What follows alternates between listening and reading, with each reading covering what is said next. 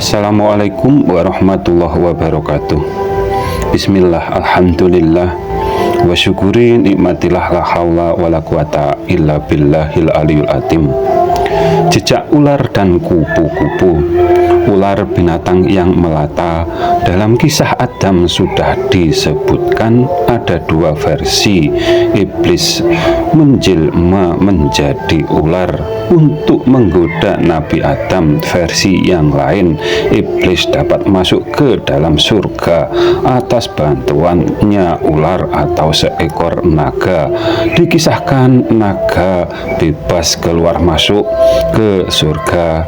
Naga adalah seekor ular yang besar yang mempunyai sayap dan kaki 4. Di saat sampai ke bumi bertemu dengan iblis dan terkena bujuk rayunya iblis, akhirnya mau untuk menghantarkan masuk ke dalam surga. Dan untuk mengelabui penjaga surga, si iblis diumpetkan di dalam mulutnya naga.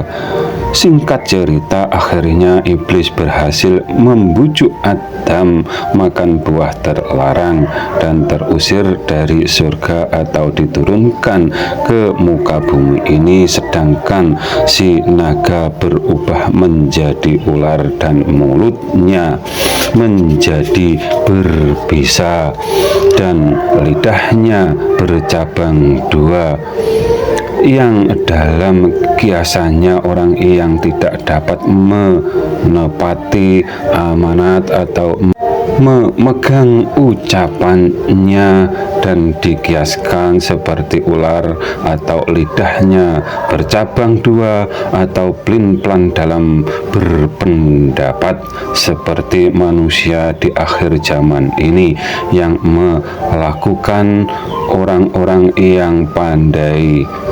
Demikianlah gambaran ular, sedangkan kupu-kupu yang berasal dari ulat yang makannya dedaunan, sedangkan ular makannya sesama makhluk yang bernyawa, dan cara makannya dengan menguntal atau menelan bulat-bulat apa yang dimakannya. Kalau ulat dengan digigit sedikit demi sedikit, menggambarkan tidak serakah, dan apa yang seharusnya dipahami dengan dikias, ya dipahami dengan dikias, seperti ayat-ayat ketuhanan, karena zatnya Allah Subhanahu wa Ta'ala tidak menyelisihi satupun ayat yang ada di kitab suci Al-Quran, karena ayat tersebut semua dari Allah Subhanahu wa Ta'ala. Bila ada yang menyelisihi satu ayat saja, berarti batallah sifat yang dimiliki dalam kurung maha alimun atau maha berilmu. Ular dan kupu-kupu keduanya sebagai dalil atau ciptaan kita sebagai manusia. Ada dua sisi, yang zahir dan batin. Yang zahir disebut jasmani, yang batin disebut rohani. Kalau dikiaskan seperti kedua binatang tersebut, jangan sampai seperti ular, bila mati tetap menjadi ular yang tidak dapat terbang, dan ruhnya ikutan dikubur dalam pengertian salah jalan, terjebak di alam jabarut atau alamnya jin setan atau alamnya iblis. Dan dalil yang ada lubang seperti yang di dalamnya ada suara teriakan kesakitan. Bukti itu ada di on the spot.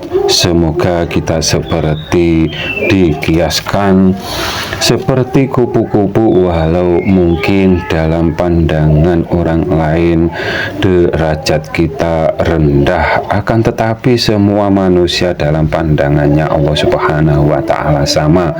Hanya saja rohani kita ada ilmunya apa tidak, untuk agar nanti di akhir hayat agar tetap iman Islam, atau malah sebaliknya, atau malah ingkar dengan persaksian dan pernyataan kita saat awal kehidupan yang telah menyatakan hanya Dia yang berhak dituhankan. Semua nabi diutus agar manusia dapat melaksanakan Islamnya, yang berarti yang dibekali agama itu setiap diri manusia. Bila kita sebagai umat Islam menyelisihi seruan ayat Al-Quran, berarti setelah ruh berpisah dengan jasad seperti ular, sedangkan yang beriman dengan seruan ayat dengan benar dan tepat akan dapat terbang kembali di sisinya, atau juga dapat keluar angkasa yang tanpa udara. Apabila ada kata yang salah, kami mohon maaf. Akhirus salam. Wassalamualaikum warahmatullahi wabarakatuh.